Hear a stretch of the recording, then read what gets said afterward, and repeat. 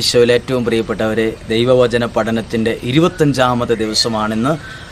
25 ദിവസവും നമ്മളൊരു വചനം, ഓരോ വചനങ്ങൾ പഠിച്ചു. 25 വചനങ്ങൾ നമ്മുടെ ഹൃദയത്തിനകത്തുണ്ടെങ്കിൽ അത്രയും ശക്തിയുള്ള ഒരു അനുഗ്രഹം വേറെ കിട്ടാനില്ല. പഠിച്ച ഉടനെ അല്ല അനുഗ്രഹം, ഇനിയുള്ള നിങ്ങളുടെ മുന്നോട്ടുള്ള ജീവിതത്തിലെല്ലാം ഈ അകത്ത് സൂക്ഷിച്ചിരിക്കുന്ന ദൈവവചനത്തിൻ്റെ അനുഗ്രഹം നിങ്ങളെ ഇങ്ങനെ ഫോളോ ചെയ്യുന്ന അനുഭവം ഉണ്ടാവും. നമ്മൾ പഠിക്കുകയാണ് ഒരു വചനം, ജോഷുവയുടെ പുസ്തകം 1-ാം അധ്യായം 9-ാമത്തെ വചനം. ജോഷുവയുടെ പുസ്തകം 1:9. ഇത് അനുഗ്രഹമുള്ളൊരു വചനം കൂടിയാണ്. ശക്തനും ധീരനുമായിരിക്കണമെന്നും ഭയപ്പെടുകയോ സംഭ്രമിക്കുകയോ ചെയ്യരുതെന്നും നിന്നോട് ഞാൻ കൽപ്പിച്ചിട്ടില്ലയോ? നിന്റെ ദൈവമായ കർത്താവ് നീ പോകുന്നിടത്തെല്ലാം നിന്റെ കൂടെ ഉണ്ടായിരിക്കും. ഹല്ലേലൂയ. പ്രിയപ്പെട്ടവരെ, ശ്രദ്ധിച്ച് ഈ വചനം നോക്കിക്കേ. ഇത് ദൈവം പറയുകയാണ്. ഇതെന്നോട് ഡയറക്റ്റായിട്ട് വളരെ പേഴ്സണലായിട്ട് എന്നോട് പറയുന്ന ഒരു കാര്യമായിട്ട് കേട്ടെ.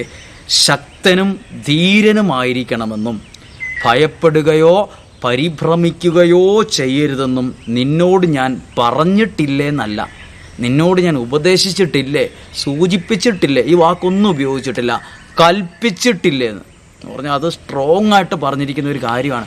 ഭയപ്പെടുകയോ സംഭ്രമിക്കുകയോ ചെയ്യരുതെന്ന്. പ്രിയപ്പെട്ടവരെ, പ്രതിസന്ധികൾ തലയെ മൂടത്തക്ക വിധം ഉയർന്നാലും നമ്മളെ മൂടിപ്പോകത്തക്ക വിധം അത് വലുതായാലും ദൈവത്തിൻ്റെ വാക്ക് നമ്മുടെ ഹൃദയത്തിലുണ്ട്. ഭയപ്പെടുകയോ സംഭ്രമിക്കുകയോ ചെയ്യരുതെന്ന് എൻ്റെ ദൈവം എന്നോട് പറഞ്ഞിട്ടുണ്ടെന്നല്ല, എന്നോട് കൽപ്പിച്ചിട്ടില്ലയോ?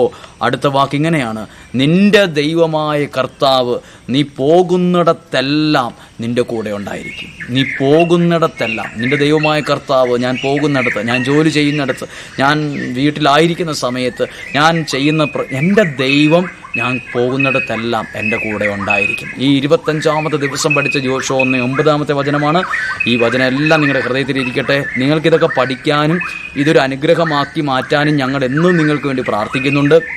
നിങ്ങളുടെ സഹകരണവും നിങ്ങളുടെ മനസ്സും താല്പര്യമൊക്കെ ദൈവം ഉറപ്പായി ശ്രദ്ധിക്കുന്നുണ്ടെന്ന് ഞാൻ വിശ്വസിക്കുകയാണ്. കാരണം ദൈവത്തിൻ്റെ വചനം, നമ്മൾ ഇത്രയും നാൾ പല കാര്യങ്ങൾ പഠിക്കാൻ നമ്മൾ മുൻപന്തിയിലായിരുന്നു. ഇപ്പോൾ ദൈവവചനം പഠിക്കാൻ നമ്മൾ ഒരു സ്റ്റെപ്പ് മുന്നിൽ നിൽക്കുമ്പോൾ അത് ഏറ്റവും കൂടുതൽ സന്തോഷിക്കുന്നത് ദൈവമായിരിക്കും, ദൈവത്തിൻ്റെ ഹൃദയമായിരിക്കും. അതുകൊണ്ട് നിങ്ങൾ ഈ ദൈവവചനം പഠിക്കുമ്പോൾ നിങ്ങളെ ദൈവം ഒരു പ്രത്യേക അനുഗ്രഹം കൊണ്ട് പൊതിയട്ടെ എന്ന് പ്രാർത്ഥിക്കുന്നു. ദൈവം നിങ്ങളെ സൂക്ഷിക്കട്ടെ. ആമേൻ.